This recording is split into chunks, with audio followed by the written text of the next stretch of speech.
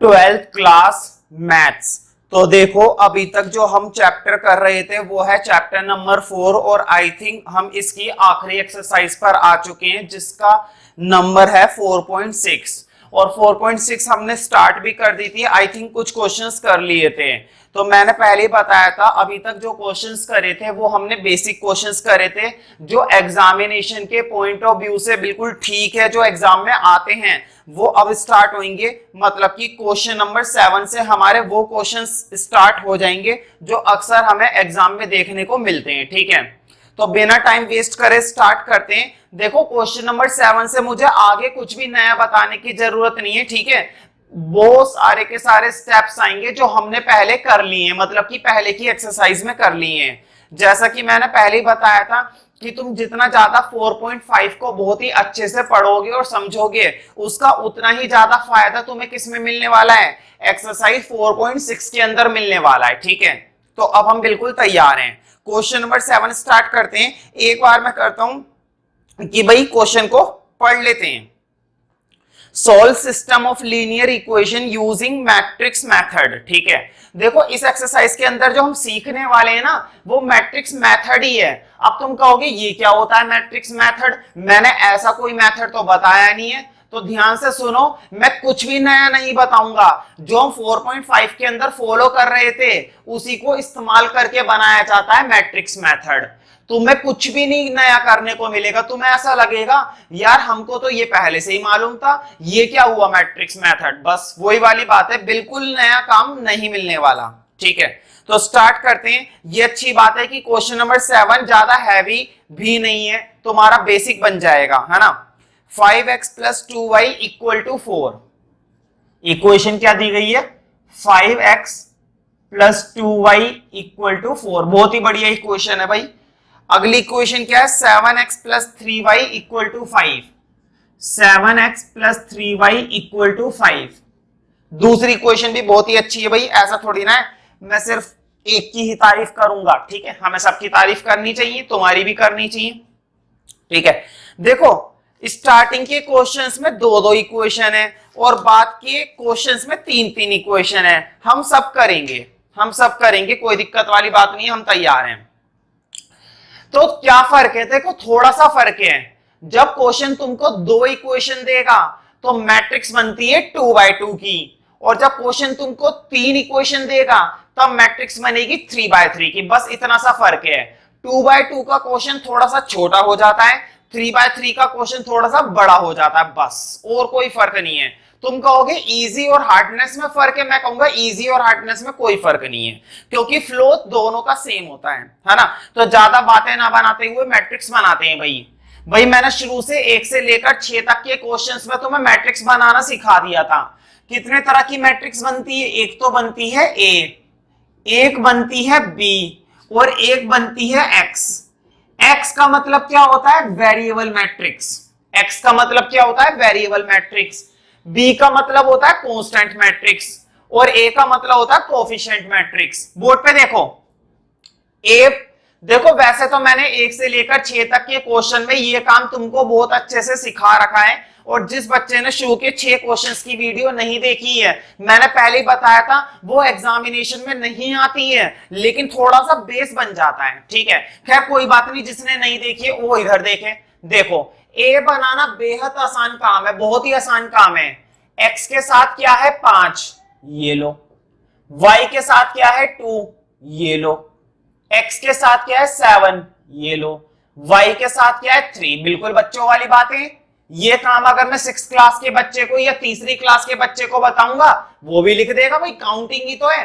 अब देखो बी में क्या है, बी का मतलब होता है इक्वल टू के इधर वाली मैट्रिक्स, इक्वल टू के उधर वाली मैट्रिक्स। तो इक्वल टू के इधर लिखा हुआ है 4, ये लो लिख दिया। इक्वल टू के इधर लिखा हुआ है 5, ये लो लिख दिया। अब वेरिएबल मैट्रिक्स, अब जल्दी से देखकर मुझे वेरिएबल बताओ, इसके अंदर कितने वेरिएबल तुम्हें दिखाई दे रहे हैं। देखो पूरी इक्वेशन में एक तो तुम्हें x दिखाई दे रहा है, पूरी इक्वेशन में एक वेरिएबल दिखाई दे रहा है x और एक वेरिएबल दिखाई दे रहा है y। एक वेरिएबल कौन सा दिखाई दे रहा है, एक वेरिएबल दिखाई दे रहा है x, बहुत ही अच्छी बात है, और दूसरा वेरिएबल दिखाई दे रहा है y, ये तो उससे भी ज्यादा अच्छी बात हो गई। मैं तो कहूं दुनिया में अच्छी अच्छी बातें होती रहे बस, और दुनिया चलती रहे, ठीक है। तो तुम देख सकते हो मेरे हाथ पे राखी बंधी भी है भाई, रक्षाबंधन हुआ है मतलब कि खर्चा हुआ है ना। रक्षाबंधन का मतलब लड़कियों की कमाई हो जाती है और लड़कों की सुताई हो जाती है ना। चलो खैर, अच्छा अब हम स्टार्ट करते हैं भाई। देखो सबसे पहले क्या चेक करते हैं, डिटर्मिनेंट, तो निकाल देते हैं, लिखो ए डिटर्मिनेंट। भाई 2/2 का डिटर्मिनेंट सॉल्व करना तो अब तक तुम्हें इस चैप्टर में आ गया होगा, है ना, और आएगा भी क्यों नहीं, चैप्टर खत्म होने की नौबत आ रही है कि हमें समझ में ही नहीं आएगा, इतने भी नालायक नहीं है हम। देखो 5 3 जा कितने होते हैं 15, और 7 2 जा कितने होते हैं 14, और 15 में से 14 जाएंगे 1, जो कि नॉट इक्वल टू 0 होता है। इसका मतलब ये हुआ कि ये मैट्रिक्स क्या है, नॉन सिंगुलर है। तो ब्रैकेट में लिख दिया करो यहां पर नॉन सिंगुलर। अब अगर नॉन सिंगुलर है तो लिखो हैंस क्या, ए इनवर्स एग्जिस्ट। अगर ये मैट्रिक्स क्या निकली है, नॉन सिंगुलर निकली है, दैट इन दैट केस, ठीक है, ए इनवर्स इज एग्जिस्ट, तो ए इनवर्स एग्जिस्ट करेगा, अच्छी बात है ना। अब हम किस चीज की तैयारी करेंगे, एडजॉइंट की, ठीक है, और एडजॉइंट के लिए क्या निकालने पड़ते हैं, कोफैक्टर निकालने पड़ते हैं। तो चलिए स्टार्ट करते हैं, C11 C12 C21 C22, याद है ना कोफैक्टर कैसे निकालते हैं, 2/2 में मैंने एक शॉर्टकट बताया था, क्या बताया था, उल्टा जेड। क्या चलाना पड़ता है हमको, उल्टा जेड। बोर्ड पे देखो कैसे चलता है उल्टा जेड, ऐसे नीचे से, देखो उल्टा जेड नीचे से चलाऊंगा, ये लो ये चल गया, 3 7 2 5, देखो 3 7 2 5 हो गया। साइन चेंज करेंगे, किसके साइन चेंज करते हैं, हमेशा इसके साइन चेंज करते हैं। प्लस है तो क्या कर देंगे माइनस, प्लस है तो क्या कर देंगे माइनस, ठीक है, और अगर माइनस होता तो क्या कर देते प्लस। यकीन मानो मैं जैसे क्वेश्चन नंबर 7 कराऊंगा बिल्कुल वैसे ही उसी तरीके से क्वेश्चन नंबर 8 है, क्वेश्चन नंबर 9 है, क्वेश्चन नंबर 11 है, क्वेश्चन नंबर 13 है। इस एक्सरसाइज के आगे के सारे क्वेश्चन बिल्कुल एक जैसे हैं। मतलब अगर कोई वाकई में बहुत ईमानदार बच्चा है ना, और उसको मैंने एक बड़ी लगन से पढ़ाया और उसने भी एक क्वेश्चन बड़ी लगन से पढ़ा, तो वो सारे के सारे क्वेश्चन खुद से कर सकता है। लेकिन मैंने किस बच्चे की बात करी है, बहुत ही ज्यादा ईमानदार बच्चे की, मतलब कि पढ़ाई में वो बहुत ही ज्यादा ईमानदारी दिखाता है, ठीक है। मैं उम्मीद करता हूं तुम भी उन्हीं ईमानदार बच्चों में से एक होंगे, है ना। लेकिन मैं फिर भी अपनी जिम्मेदारी के नाते काफी सारे क्वेश्चंस करवाने वाला हूं। खैर चलो, कोफैक्टर तो हमारे तैयार हो गए। अब ज्यादा बातें ना बनाते हुए हम क्या बना लेते हैं, एडजॉइंट बना लेते हैं। भाई मुझे बताओ यहां तक का क्या कोई नया काम करा है, कोई नया काम नहीं करा। देखो एडजॉइंट बनाते हैं, मालूम है ना एडजॉइंट क्या होता है, एडजॉइंट होता है कोफैक्टर का ट्रांसपोज। बोर्ड पे देखो एडजॉइंट का क्या मतलब होता है, कोफैक्टर का ट्रांसपोज।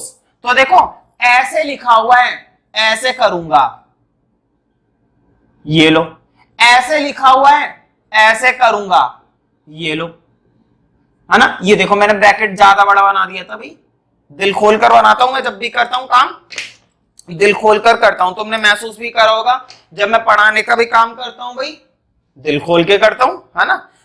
चलो खैर, एडजॉइंट तो हमारा तैयार हो गया है। जब एडजॉइंट तैयार हो ही गया है ना, तो फटाफट से इनवर्स की तैयारी करते हैं भाई, है ना। देखो मैं क्या करूंगा, मैं इधर रख कर रहा हूं, कोई दिक्कत तो नहीं है ना, बुरा थोड़ी ना मानोगे तुम, है ना। तुम्हारा बुरा मानने से क्या होता है, बोर्ड मेरा है भाई।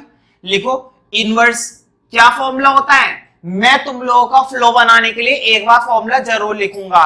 और देखो मैं तुमको भी रिकमेंड करूंगा कि एग्जाम में तुम भी फॉर्मूला लिखना यहां पर ए इनवर्स का। क्यों, क्योंकि क्वेश्चन आने वाला है 6 नंबर में, और 6 नंबर में ना टीचर को बिल्कुल भी मौका मत दिया करो आधा नंबर भी काटने का, उसको जरा सा भी मौका मत दो। टारगेट बनाओ कि 6 में से 6 निकालूंगा, 6 में से 6 निकालूंगी, ठीक है। इसलिए एक एक चीज के वो लिखो स्टेप। तो ए इनवर्स का फॉर्मूला होता है 1 अपॉन डिटरमिनेंट ए और एडजॉइंट ऑफ ए, है ना, अभी अभी बनाया था। खैर देखो डिटरमिनेंट कहां पर है, ये रहा डिटरमिनेंट। क्या आया था डिटरमिनेंट की वैल्यू 1, तो देखो 1 अपॉन में 1 और यहां पर आएगा एडजॉइंट, तो ये आ गया 3 -2 -7 और 5। अब मुझे बताओ 1 अपॉन में 1 को तो गायब ही कर दो, बताओ 1 अपॉन में 1 क्या होता है, 1 होता है, और बाहर 1 लगाओ या मत लगाओ कोई फर्क थोड़ी ना पड़ता है। तो अगले स्टेप में यही आ गया भाई, 1 अपॉन में 1 और कुछ नहीं होता है, 1 ही होता है। ये लो, ये ए इनवर्स निकल आया। मुझे इसकी जरूरत पड़ेगी इसलिए मैं सिर्फ इसको छोड़ रहा हूं और बाकी सारे पार्ट को रब कर रहा हूं। ये लो, मैंने ये भी हटा दिया, ये लो ये भी हटा दिया, है ना। और क्या पड़ेगी जरूरत भाई, इसकी भी जरूरत नहीं पड़ेगी। ये लो ये भी हटा दिया और ये भी हटा दिया। बताओ इसका मतलब ये हुआ बस इन सब चीजों की जरूरत मुझे पड़ने वाली है। अच्छी बात है ना। हमारे पास भी तैयारी है फुल, हमारे पास भी फुल तैयारी, ऐसी कोई दिक्कत वाली बात नहीं है, ठीक है। अब बहुत ही सिंपल सा फॉर्मूला मैं तुम लोगों को देने वाला हूं, बहुत ही सिंपल सा फॉर्मूला, ठीक है। बस यहां पर जो मैं सिखाने वाला था ना इस एक्सरसाइज के अंदर, बस यही एक नया फॉर्मूला बाकी था, बाकी कुछ भी नया नहीं है इस एक्सरसाइज में। देखो लिखो, एक लाइन लिखनी पड़ेगी, लिखो एज वी हैव हमारे पास है, क्या है हमारे पास भाई, वो डायलॉग पुराना हो गया, मेरे पास माँ है, माँ वाला डायलॉग यहां नहीं चलेगा, हर जगह वाला डायलॉग नहीं चिपकाना चाहिए, है ना।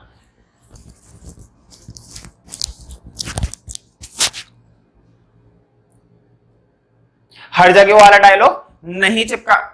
मैं एक बार कैमरा चेक कर लेता हूं भाई, थोड़ा हिल गया है ना। तुम लोग मेरी मजबूरी समझते हो भाई, अकेला बंदा हूं, क्या करे, है ना।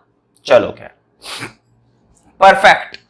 चल हाँ, तो स्टार्ट करते हैं भाई। वो फॉर्मूले की मैं बात कर रहा था, फॉर्मूला कौन सा है, फॉर्मूला बड़ा सिंपल है, x equal to A inverse B. क्या होता है फॉर्मूला, देखो वोट पे, x equal to A inverse B. अब तुम कहोगे ये फॉर्मूला कैसे बना, देखो वैसे तो 12th क्लास के अंदर मैं इसका डेरिवेशन करवा सकता हूं, ऐसी कोई बात नहीं, और समझ में भी आ जाएगा, ऐसी कोई इतनी बहुत बड़ी बात नहीं है कि मैं कोई बहुत बड़ी चीज की बात कर रहा हूं, नहीं, बिल्कुल बेसिक है।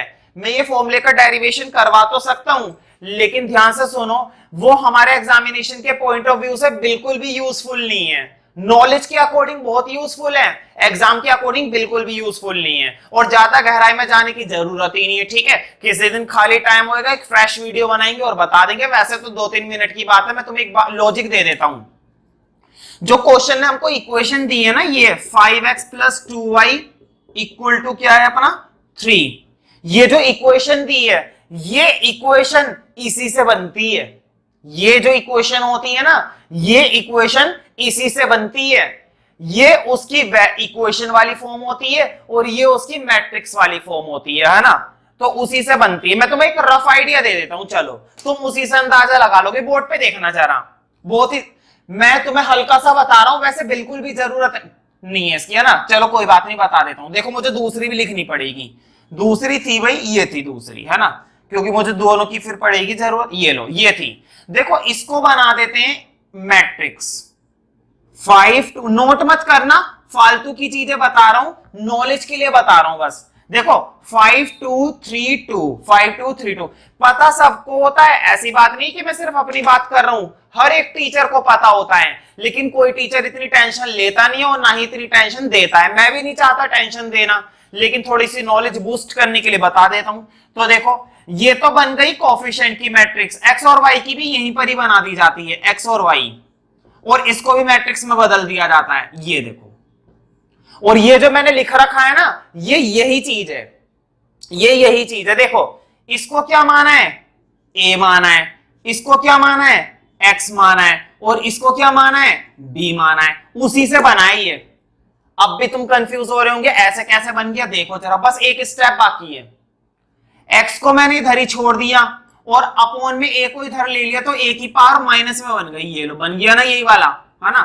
तो कभी भी इतना डीप में जाने की जरूरत नहीं है, ठीक है, टीचर को सब मालूम होता है। अब टीचर इतनी सारी नॉलेज लेकर बैठा हुआ है, इसका मतलब ये नहीं है कि वो इतनी सारी नॉलेज जो तुम्हारे काम की है भी नहीं वो तुम्हें दे दे, है ना। तुम्हारे काम की होगी तो वो जरूर देगा, है ना। तो ये सब नॉलेज जो है यूजफुल है ही नहीं, और इसमें कोई बहुत बड़ी बात भी नहीं थी, है ना। बाई चांस कोई पूछ ले कैसे बना तो ऐसे बना, इसका मतलब ये हुआ कि अगर तुम इससे पहले का एक स्टेप लिखना चाहते हो ना, ये ax इक्वल टू बी, तो तुम ये भी लिख सकते हो। देखो पहले वाला स्टेप ये था, मैंने जानबूझकर वाला स्टेप हटा दिया, है ना, क्यों हम टाइम वेस्ट करें, है ना। तो जब बेमतलब का स्टेप है तो उसे हटा दो। चलो खैर, हाँ x की वैल्यू क्या है, x की वैल्यू है x y, अच्छी बात है। अब इधर देखो a इनवर्स की वैल्यू क्या है, वही 3 -2 -7 5, है ना। b की वैल्यू क्या है, b की वैल्यू ये रही 4 5। अब तुम्हें क्या करना है भाई, मल्टीप्लाई करनी है, कर दो फिर, शोर क्या मचाना। देखो देखो याद है ना, 7 बनाते हैं ये चीज। देखो 3 की 4 से 12, 3 चौक 12 होता है, 2 की 5 से -10, है ना। अब अगला 7 बनाएंगे नीचे वाले के साथ, 7 की 4 से -28 और 5 की 5 से 25। जल्दी से बताओ क्या आएगा भाई, तुम बोलोगे तो मेरे को तो सुनाई देगा नहीं, खैर चलो कोई बात नहीं, हम कर लेते हैं। 12 में से 10 गए 2 और माइनस के 28 प्लस के 25 तो माइनस के 3। कंपेयर कर लो, x की वैल्यू कितनी बन गई, x की वैल्यू बन गई 2 और y की वैल्यू कितनी बन गई -3। ये आ गया हमारा आंसर। अब मुझे बताओ, अगर ये 6 नंबर का क्वेश्चन है तो तुम क्या चाहोगे कि कहीं हमसे गलत ना हो जाए, और ये जो वैल्यू आई है ये 100% हमारी वैल्यू क्या हो, सही हो। ठीक है भाई, अगर कोई 6 नंबर का क्वेश्चन एग्जाम में बच्चा बड़ी मेहनत से करता है, और बोर्ड एग्जाम की तो बात ही अलग है ना, तो उसके मन में ये रहता है कि कहीं ये क्वेश्चन हमसे गलत ना हो जाए और ये जो वैल्यू आई हो ये 100% सही हो। ठीक है, तो इनको ना चेक करने का मैं तुम्हें एक तरीका बता देता हूं कि ये वैल्यू सही आई है या नहीं आई है। तुम पेपर में चेक कर सकते हो, और मुश्किल से 20 सेकंड लगेंगे बस चेक करने में। कितने सेकंड लगेंगे, 20 सेकंड, कि ये सही वैल्यू है या नहीं है। ठीक है, देखो इक्वेशन क्या थी, इक्वेशन थी 5x + 2y = 3। तुम्हें मालूम है ना, अगर ये x और y की वैल्यू बिल्कुल सही है तो ये इस इक्वेशन को सेटिस्फाई कर देगी। तो डालकर देख लेना, पेपर में भी तुम रफ में जाकर डालकर देख सकते हो कि ये चेक हो रही है नहीं हो रही है। तो देखो x की वैल्यू मैंने यहां पर 2 डाल दी और y की वैल्यू मैंने यहां पर -3 डाल दी। 5 2 जा 10 और 3 2 जा कितने होते हैं भाई, 6। हाँ, -6। तो देखो 10 में से 6 का 4, ये तो मेरी वैल्यू गलत आ रही है भाई, ये तो हद ही हो गई। हम डाल कर क्या सिखा रहे हैं, वैल्यू ही गलत आ गई।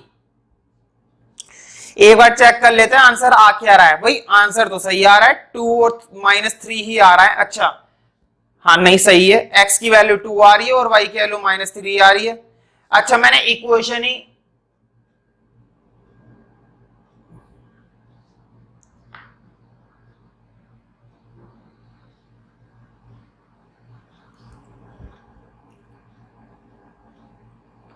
ओ 5x + 2y = 3 नहीं है, 5x + 2y = 4 है।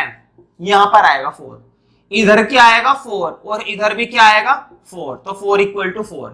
इसका मतलब ये हुआ कि ये सॉल्यूशन हमारे बिल्कुल सही है। ठीक है, तो इस तरह से तुम एग्जाम में चेक कर सकते हो, 3 में से किसी भी एक इक्वेशन में डालकर देख लेना। अब तुम कहोगे अगर तीनों में डाल के देख ले तो क्या होगा, देखो तीनों में डाल के देख लोगे तो 100% बढ़िया तरीका है ना। और मैं तो यही कहूंगा कि 3 में डालकर देख लो, ज्यादा टाइम तो लगता नहीं है, 1 मिनट लगेगा। ठीक है, लेकिन ये चेक करने की भी दिक्कत है, अगर जल्दबाजी में तुमने इक्वेशन में गलती कर दी, देखो जैसे कि मैंने यहाँ पर 4 नहीं लिखा था, 3 लिख दिया था गलती से। ठीक है, अब इक्वेशन में गलती हो गई थी और मैं यहाँ पर सॉल्यूशन चेक करने लग गया। तो पेपर में ये तुम्हारे साथ भी हो सकता है कि तुमसे यहाँ पर गलती हो जाए और जबकि पूरा सॉल्यूशन सही कर रखा हो।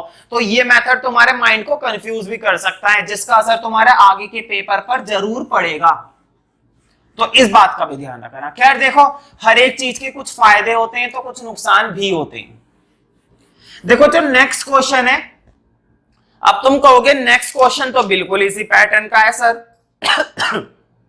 बिल्कुल है तो इसी पैटर्न का, लेकिन तुम्हें मेरी आदत मालूम है, मैं एक बार तो फ्लो जरूर बनाता हूं, अच्छी बात है ना।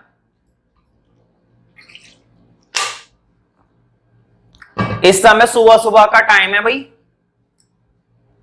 तुम यकीन नहीं करोगे मैं कितने बजे इस समय ये वीडियो बना रहा हूं, है ना। तो जब यकीन ही नहीं करोगे तो क्यों बताऊं, छोड़ो, है ना। क्वेश्चन नंबर 8 देखते हैं, बिल्कुल इसी पैटर्न का है। 2x minus Y equal to -2, 2x minus Y equal to -2, 3x plus 4 equal to 3, 3x plus 4y equal to 3। एक बार जब भी इक्वेशन देखो भाई डबल चेक कर लो, क्योंकि जल्दबाजी में एक भी चीज गलत उतार दी तो सारा काम और सारी मेहनत खराब हो जाती है, और मुझे बड़ा दुख होता है इस चीज का, है ना। मैं अक्सर कुछ ना कुछ गलत उतार लेता हूं, और जबकि सॉल्यूशन हम सही कर रहे होते हैं, तो ये गलत बात है मेरी आंखों की, है ना। तुम्हारी गलती नहीं है, मेरी आंखों की गलती है भाई, ये आंखों की गुस्ताखियां हैं। चलो खैर भाई फटाफट से पुराना काम स्टार्ट करते हैं। सबसे पहले क्या बनाना पड़ेगा, ए बनाना पड़ेगा। ये लो ए बनाता हूं मैं क्या डरता हूं, देखो x के साथ क्या चिपका हुआ है 2, y के साथ कुछ नहीं है तो 1, और साइन भी साथ में लेंगे तो -1। x के साथ क्या चिपका हुआ है 3, y के साथ क्या चिपका हुआ है 4। अच्छी बात है ना। हाथों हाथ b भी बना लेते हैं ना, देखो b पहले वाला बना हुआ है, इसे हटा दो, पहले वाले को हटाओ और नया वाला लगाओ, तो यहां से आ गया -2, यहां से आ गया 3। हाँ वेरिएबल में चेंज नहीं आया, वेरिएबल पहले भी x और y थे और अब भी वेरिएबल कितने हैं, x और y, ठीक है। इसमें कोई नई बात तो है नहीं भाई। भाई बाल बहुत ज्यादा खराब हो रहे हैं, मुझे ऐसा लगता है मुझे ढक लेना चाहिए, अच्छी बात है ना। ये लो, हम तो कहते के साथ ही काम कर डालते हैं। चलो खैर, हाँ सबसे पहले हम क्या सॉल्व करेंगे भाई, सबसे पहले हम डिटरमिनेंट सॉल्व करने वाले हैं, है ना। सबसे पहले हम डिटरमिनेंट सॉल्व करने वाले हैं। चलो फिर करते हैं। देखो a का डिटरमिनेंट मेरे साथ साथ करते चलो, 2 की 4 से 8 और 3 की -1 से तो -+3। देखो मेरी आवाज को म्यूट कर देना, वीडियो में साथ साथ चलने दो और खुद भी साथ साथ करते रहो। उससे क्या होगा, तुमने अपनी मेहनत से भी कर लिया, और अगर कोई स्टेप में दिक्कत आएगी तो उस स्टेप को तुम देख भी सकते हो स्क्रीन पर, है ना। तो देखो 4 2 8 और 3 1 3, माइनस प्लस, और 8 और 3 11, जो कि नॉट इक्वल टू 0 होता है। इसका मतलब ये होता है नॉन सिंगुलर, नॉन सिंगुलर। तो लिखो हैंस, इसका मतलब ये हुआ कि अब A इनवर्स एग्जिस्ट कर जाएगा, हमारा A इनवर्स क्या कर जाएगा, एग्जिस्ट कर जाएगा, ठीक है। तो A इनवर्स निकालेंगे, A इनवर्स अब हम कैलकुलेट करेंगे। तो मैं मालूम है ना, A इनवर्स के लिए सबसे पहले हमें क्या करना पड़ता है, एडजॉइंट निकालना पड़ता है। A इनवर्स के लिए हमें एडजॉइंट निकालना पड़ता है, और एडजॉइंट के लिए कोफैक्टर निकालने पड़ते हैं, ठीक है। तो लिखो C11 C12 C21 C22, और तुम्हें मालूम है जो 2x2 की मैट्रिक्स होती है, 2x2 की मैट्रिक्स में कोफैक्टर निकालना बड़ा आसान काम होता है। उल्टा जेड, देखो ये चल गया उल्टा जेड, तो ये हो गया तुम्हारा 4 3 -1 और 2, ये आ जाएगा 4 3 -1 2, तो ये उल्टा जेड हो गया। अब इसके बेस पर हम कोफैक्टर बना लेंगे, कोफैक्टर तो बन गए, एडजॉइंट बनाएंगे। तो देखो मुझे इनवर्स भी निकालना है, इसलिए मैं एडजॉइंट का काम इधर नोट करूंगा ताकि हमारे लिए नीचे स्पेस बच जाए। तो देखो एडजॉइंट बनाएंगे, तो जब हम एडजॉइंट बनाएंगे, एडजॉइंट का मतलब होता है कोफैक्टर का ट्रांसपोज। तो तुम्हें मालूम है मेरी आदत क्या है, मैं हाथों हाथ ट्रांसपोज कर देता हूं, ठीक है। तो देखो 4 3, अच्छा मेरा साइन बदलने का तो ध्यान ही नहीं रहा, ये गलती तुम भी मत करना, ठीक है। तो देखो साइन कैसे बदलते हैं, इसके बदलते हैं। देखो 3 यहां पर प्लस का है तो क्या हो जाएगा माइनस, यहां पर माइनस है तो क्या हो जाएगा प्लस। देखो अक्सर जब भी कोई टीचर सॉल्यूशन करा रहा होता है अक्सर मैथ्स का सॉल्यूशन, तो करते करते हो जाती है गलती। जब उससे गलती होए ना तो उसकी गलती तुम्हारे लिए सबक होती है कि हम भी सीख लें। क्या पता ये टीचर कब से पढ़ा रहे, इनसे गलती हो गई तो सोचो तुम तो पहली बार पढ़ रहे हो तो तुमसे क्यों नहीं हो सकती है, तो तुमसे भी हो सकती है। तो इसलिए उन गलतियों को तुम भी ध्यान रख लिया करो कि सर से वहां पर गलती हुई थी, और ताकि वो गलती फिर तुमसे ना हो, है ना। तो ये तो अच्छी बात है कि उससे गलती हो रही है क्योंकि तुम्हें सीखने का मौका मिल रहा है। तो देखो 4-3 ऐसे लिखा हुआ है, मैंने इसको ऐसे कर दिया। 1 और 2 ऐसे लिखा हुआ है, मैंने इसको ऐसे कर दिया, है ना। ये लो मैंने इधर से छोटा कर दिया। अब हम हाथों हाथ ए इनवर्स बना लेते हैं। तुम लोगों को कोई बुरा ना लगे तो मैं ए इनवर्स की कैलकुलेशन उधर की साइड कर दूं? बताओ, फिर से वही वाली बात है, बुरा लगने वाली क्या बात है, कर देते हैं, है ना। देखो मैं कहता हूं हर बार फॉर्मूला लिखो, तुम भी लिखना, लेकिन इस बार है ना मैं नहीं लिख रहा, क्योंकि क्या करे भाई, इतना सिंपल सा फॉर्मूला है, अब तो लिख लिख के थक गए, है ना। तो देखो 1/11, है ना, फॉर्मूला बार बार हम नहीं लिखने वाले। क्यों लिखे, हम तो नहीं लिखते। देखो अच्छा 4 1 -3 2 ये आ गया। अब मैं तुम्हें एक सलाह दे देता हूं। क्या सलाह दे देता हूं?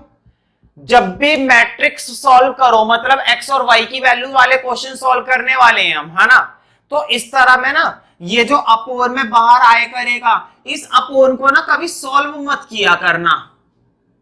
ये जो अपोन वाली टर्म आए करेगी ना बाहर, हर बार आएगी, हर बार। तुम कहोगे पिछले क्वेश्चन में क्यों नहीं आई, तो देखो पिछले क्वेश्चन में आई 1/1, लेकिन 1 की कोई वैल्यू नहीं होती, इसलिए हमने उस पर ध्यान नहीं दिया, और इसलिए ये बात मैंने वहां पर नहीं बताई जो मैं यहां पर बताने वाला हूं। देखो बाहर जब भी अपोन वाली टर्म आएगी ना, इस अपोन वाली टर्म को अभी सॉल्व मत करना। ये जो अपोन वाली टर्म होती है इसको कभी भी स्टार्टिंग में सॉल्व मत करना, ठीक है। क्यों नहीं करना, तुम्हें अभी पता चल जाएगा मैं ऐसा करने के लिए मना क्यों कर रहा हूं। मुझ पे भरोसा करो, कभी भी सॉल्व मत करना इसको, ठीक है। चलो खैर, ये बात तो तुमने मेरी मान ली, इसको अब मैं हटा देता हूं, क्योंकि तुम्हें मालूम है इसकी जरूरत तो हमें पड़ती ही नहीं है, हमें तो इसकी भी नहीं पड़ती है ना, और किसकी नहीं पड़ती, इसकी भी नहीं पड़ती। अच्छी बात है। देखो किसकी पड़ती है, लिखो वी हैव। अच्छा वी हैव में क्या होता है, x = a इनवर्स b, यही तो फॉर्मूला होता है। x का फॉर्मूला क्या होता है, x की वैल्यू होती है x और y, और a इनवर्स की जगह क्या डाल देना, देखो ये रही a इनवर्स की वैल्यू क्या है, a इनवर्स की वैल्यू ये है। मैंने क्या कहा था, बाहर वाली टर्म को कभी भी अंदर वाली मैट्रिक्स से मल्टीप्लाई मत करना, इस तरह के क्वेश्चन में, इस तरह के क्वेश्चन में बस, ठीक है। तो देखो 1/11 रहेगा ही रहेगा, इनवर्स भी आ गया, ये लो अच्छी बात है, इनवर्स भी आ गया। आज के समय में कहां आता है इनवर्स, और b की वैल्यू ये रही ऊपर चमक रही है। अब तुम कहोगे कि यार ये 1/11 कब तक चलाएंगे, बस थोड़ी सी देर और रुक जाओ, इसका खात्मा होने वाला है। देखो अब तुम कहोगे कि पहले 1/11 की करें या पहले इन दोनों की करें।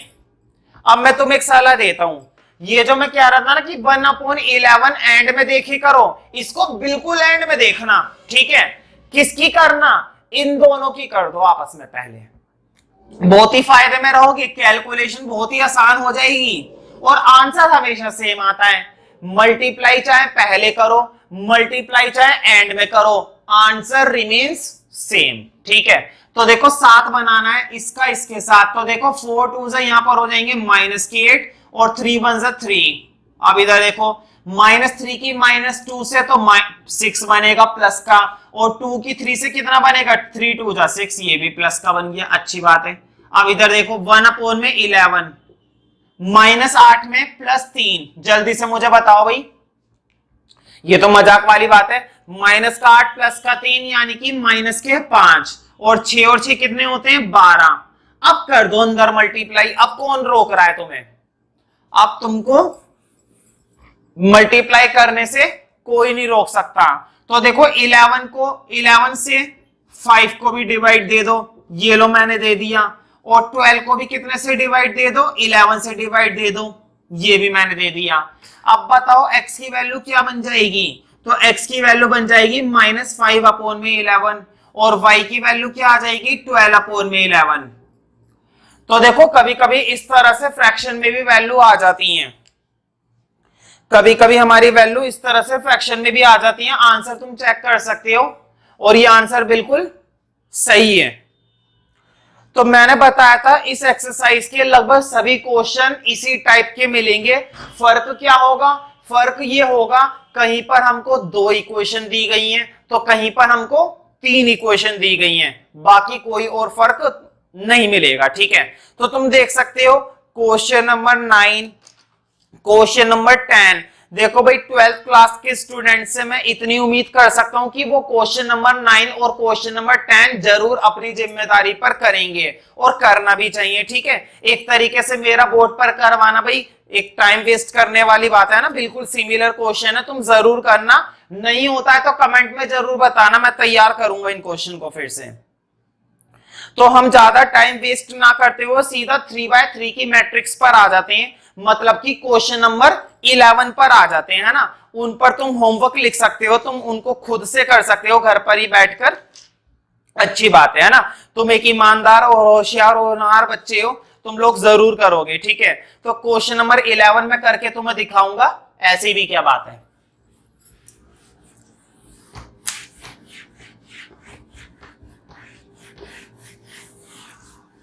तो देखो क्वेश्चन नंबर 11 में हमें मिलेगी काम की चीज। अब तुम कहोगे क्या फर्क है जब क्वेश्चन हमको 2 इक्वेशन देता है और जब क्वेश्चन हमको 3 इक्वेशन देता है, तो इन दोनों तरह के क्वेश्चंस में कुछ फर्क होता है या नहीं होता है? फर्क होता है, लेकिन क्या फर्क होता है वो एग्जाम का फर्क है। देखो इसके पेपर में आने के चांसेस 90 से 100% होते हैं और अक्सर पेपर में वैसे यही वाला देखने को मिला है। तुम समझ चुके होंगे भाई 6 नंबर वाला क्वेश्चन लेंथी तो होना ही चाहिए, इसलिए वो ये वाला देते हैं क्योंकि ये थोड़ा सा लेंथी होता है ना। लेकिन कभी कभी किस्मत अच्छी होती है और टीचर बड़ा खुश होता है पेपर बनाते समय, तो वो खुशी खुशी में तुम्हें ये क्वेश्चन भी दे सकता है। ठीक है, तो तैयारी तो तुम्हें दोनों की करनी है, ऐसा तो है ही नहीं कि तुम सिर्फ 3x3 करो।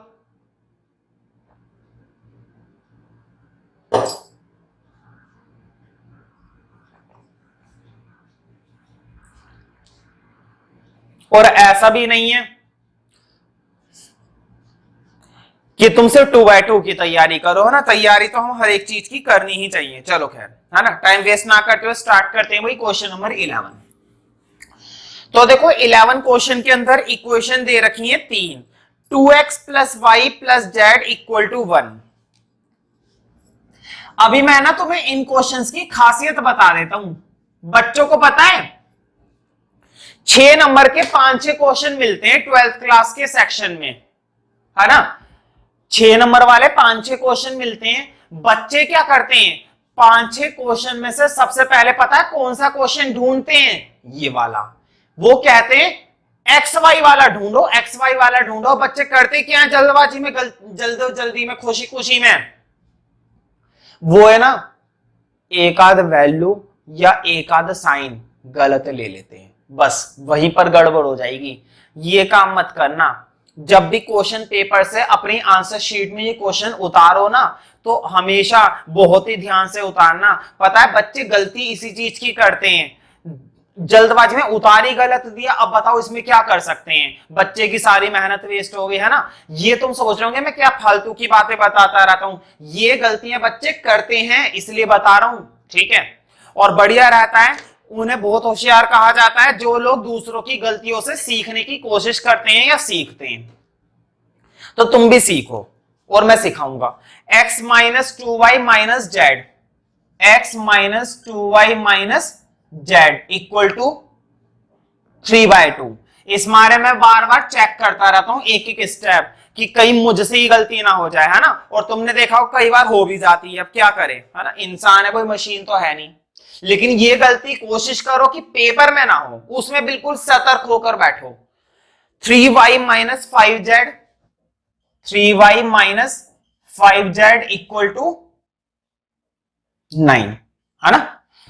चलो अब तुम्हें मालूम है क्या करना है। सबसे पहले हमको मैट्रिक्स बनानी पड़ेगी, कोई बात नहीं, हम तैयार हैं। देखो x के साथ क्या दिखाई दे रहा है 2, y के साथ क्या दिखाई दे रहा है 1, z के साथ क्या दिखाई दे रहा है 1, x के साथ क्या दिखाई दे रहा है 1, y के साथ क्या दिखाई दे रहा है -2 और z के साथ क्या दिखाई दे रहा है -1। समझ में आ रहा है ना।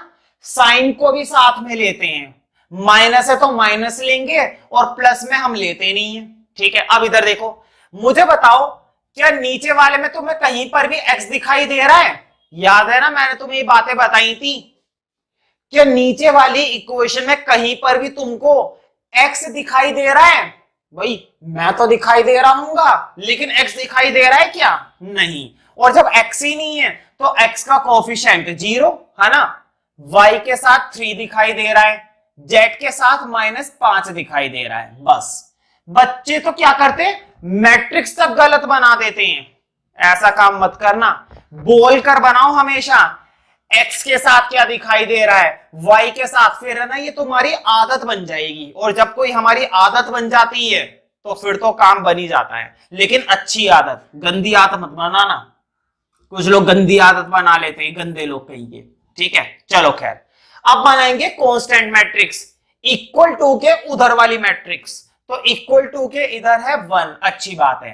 इक्वल टू के इधर है 3/2। तुम्हें बुरा लग रहा होगा, कितना अजीब सा है ये 3/2, है ना। मुझे भी बुरा लग रहा है, लेकिन क्या करें, लिखना तो पड़ेगा। और क्या है 9, अच्छी बात है। अब बनाएंगे वेरिएबल मैट्रिक्स। जल्दी से बताओ कितने वेरिएबल इन तीनों इक्वेशंस के अंदर, क्या तुम्हें x, y और z इन 3 वेरिएबल के अलावा दिख रहा है कोई चौथा वेरिएबल? नहीं, सिर्फ 3 ही वेरिएबल है। अच्छी बात है, तो लिख दो फिर x, y, z। अब कुछ बच्चे कहेंगे तीसरी इक्वेशन में तो x है नहीं, तीसरी इक्वेशन में तो x है नहीं, तो क्या हमें x लिखना चाहिए? भाई तीसरी इक्वेशन में नहीं है, शुरू की 2 में तो है। x की वैल्यू तीसरी के लिए नहीं आएगी तो क्या पहले के लिए भी नहीं आएगी, दूसरी के लिए भी नहीं आएगी? आएगी, है ना। अगर किसी एक में भी कोई एक वेरिएबल है ना तो वो भी लिखना है। ठीक है, समझ में आ रही है ना बात। चलो अच्छा, अब हम स्टार्ट करते हैं। भाई सबसे पहला क्या काम होता है? सबसे पहला काम होता है डिटरमिनेंट चेक करना, है ना। देखो अब इन इक्वेशंस की तो जरूरत है नहीं, तुम लोगों को बुरा ना लगे रब कर दूं। बुरा लगने वाली क्या बात है, मैंने कौन सा तुमसे 10 रुपए मांग लिए, है ना। और वैसे भी 10 रुपए मांगने में भी कोई बुरा लगने वाली बात नहीं है आजकल तो, है ना। 10 रुपए क्या चीज है, बुरा तो मुझे लगेगा, बताओ 10 रुपए मांग रहा हूं। चलो हाँ, ए का डिटरमिनेंट मैंने पहले बताया था, इन क्वेश्चंस के अंदर भी कुछ भी नया तुम्हें नहीं करना। मतलब कुछ नया सीखने लायक है ही नहीं दुनिया में, सब पुरानी बातें हैं। हम पुराने, तुम पुराने, है ना। चलो मैंने तुम्हें एक बात बताई थी, तुम कहोगे बार बार मैं ये कहता रहा हूं, एक बात बताई थी, है ना। जिसके अंदर सबसे ज्यादा 0 होते हैं उससे इवेलुएट करते हैं। देखो मैं किससे इवेलुएट करने वाला हूं, कॉलम 1 से। बोर्ड पे देखना जरा, 2 मिनट के लिए बस। 2 को बाहर रखा, क्या क्या आ जाएगा, ये हट गया, ये हट गया, क्या क्या आ गया, -2, -1, 3 और -5। अब इधर देखो, 1 को बाहर रखा, क्या क्या आ गया, 1, 1, 3, -5।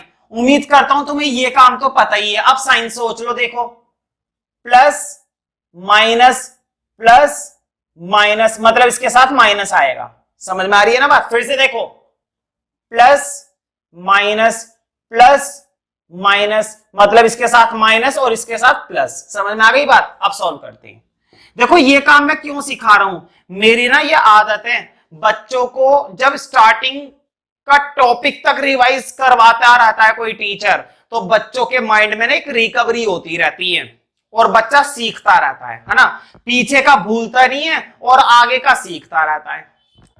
तो देखो -5 की -2 से तो 10 और 3 की 1 से 3, -5 की 1 से -5 और 3 की 1 से -3, है ना। अब सॉल्व कर देते हैं। देखो 10 और 3 13 और 13 की 2 से 26। अब इधर देखो माइनस माइनस तो प्लस हो जाएंगे, 5 और 3 कितने होते हैं 8, और वो माइनस माइनस के साथ प्लस बना लेगा, तो 8 1 जा 8, और 26 और 8 कितने होते हैं भाई 8 से 14 34। एक बार मैं चेक कर लेता हूं, बिल्कुल सही भाई, डिटर्मिनेंट तो 34 बिल्कुल सही आया है, ब्रैकेट में लिख देना नॉन सिंगुलर।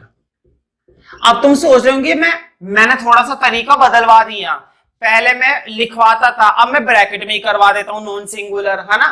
देखो काम को करते करते परफेक्शन आ जाती है, और मेरे लिए नहीं सभी के लिए, तुम्हारे अंदर भी परफेक्शन आ जाएगी। जब तुम किसी चीज को सीखते हो तो बड़े तरीके से लिखते रहते हो, और बाद में तुम्हें एक एडवांस तरीका आ जाता है उसे लिखने का, है ना। अब हम किस चीज की तैयारी करेंगे, इनवर्स की, और इनवर्स के लिए क्या निकालने पड़ते हैं, कोफैक्टर। देखो ये तो 34 आया, फिलहाल मैंने इसको भी रब कर दिया, लेकिन तुम लोग मुझे बताओगे नहीं, मुझे मालूम है तुम बड़े चालू हो, है ना। तो मैं क्या करता हूं, मैं डिटरमिनेंट की वैल्यू इधर लिख लेता हूं साइड में, क्योंकि मुझे इसकी जरूरत, बोलो, मुझे इसकी जरूरत पड़ेगी, और जरूर पड़ेगी, ठीक है। और अगर जरूरत पड़ेगी तो हम इसको वहां से देख लेंगे, क्यों, क्योंकि तुम मेरी मदद नहीं करने वाले। तो देखो अब हम तैयारी करेंगे इनवर्स की, और इनवर्स के लिए सबसे ज्यादा जरूरी होता है एडजॉइंट। तुम देख रहे होंगे बोर्ड पर से मैंने वो सारा ही रब कर डाला, है ना, कोई बात नहीं, हम वो तो दोबारा से लिख भी सकते हैं, ठीक है। तो देखो इस क्वेश्चन के अंदर सबसे पहले हम कोफैक्टर बनाएंगे। कोफैक्टर बना बना के इतना थक गए, तो अब मैं टाइम वेस्ट नहीं करूंगा, अब मैं ना सीधा कोफैक्टर देखकर लिख देता हूं, लेकिन तुम लोग ईमानदारी से जरूर बनाना, ठीक है। तो फटाफट से पहले कोफैक्टर बना लेते हैं भाई। क्या होता है, C11, C12, C13, फिर क्या होता है C21, फिर होता है C22, फिर होता है C23, फिर होता है C31, फिर होता है C32, और फिर होता है C33, है ना। बहुत ही बढ़िया। अब मैं ये क्या करूंगा, मैं ये कोफैक्टर फटाफट से देख देख के लिख देता हूं, और तुम क्या कर सकते हो, तुम वीडियो पोस्ट करके एक बार अपनी मेहनत से जरूर सॉल्व करना कोफैक्टर, ठीक है। उसके बाद तुम स्क्रीन पर मैच कर लेना कोफैक्टर मुझसे, ठीक है। तो देखो तुम लोग समझ सकते हो मैं क्यों इतनी जल्दी से करवा रहा हूं भाई। इस चैप्टर के अंदर हमने पहले से इतनी बार कोफैक्टर बनाया है, अब इसके अंदर कुछ भी नया बचा नहीं है ना, तो इसलिए मैं देखकर लिख देता हूं 13, 5, 3, तो ये बनेगा 13, 5, 3। आगे क्या आएगा भाई, 13, 5, 3 के बाद 8 -10 -6, ठीक है, 8 -10 -6, 8 -10 -6, बहुत ही बढ़िया। इतने सिंपल कोफैक्टर हैं, ये तो आसान हद हो गई। 1 3 -5, 1 3 -5, मैंने ना हाथों हाथ साइन चेंज करके लिखी, ठीक है।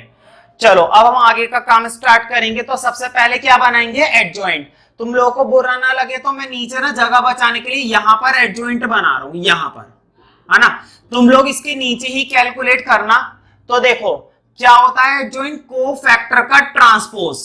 क्या करना होता है हमको करना होता है कोफैक्टर का ट्रांसपोज। ऐसे लिखा हुआ है, ऐसे कर दो 13, 5, 3, तो ये आ गया 13, 5, 3। फिर क्या लिखा हुआ है 8 -10 -6, 8 -10 -6। फिर क्या है 1 3 -5, 1 3 -5। तो मैं उम्मीद करता हूं वाला हिस्सा भी तुम्हें वीडियो में प्रॉपर तरीके से विजिबल होगा, ठीक है, परफेक्टली। वो तो बहुत जगह है उधर, तो इधर तो अभी काफी जगह है भाई, है ना। चलो अब हम तैयार हैं इनवर्स निकालने के लिए। मैं हाथों हाथ इनवर्स भी इधर निकाल देता हूं। क्या होता है फॉर्मूला इनवर्स का, चलो बहुत टाइम के बाद मैं फिर से लिख देता हूं, 1 अपॉन में डिटरमिनेंट ए, और फिर क्या होता है एडजॉइंट ऑफ ए, है ना। तो देखो डिटरमिनेंट की वैल्यू तो मुझे याद ही हो गई है, 34 आई थी भाई, मुझे याद है, और डिटरमिनेंट में ये आ गया एडजॉइंट,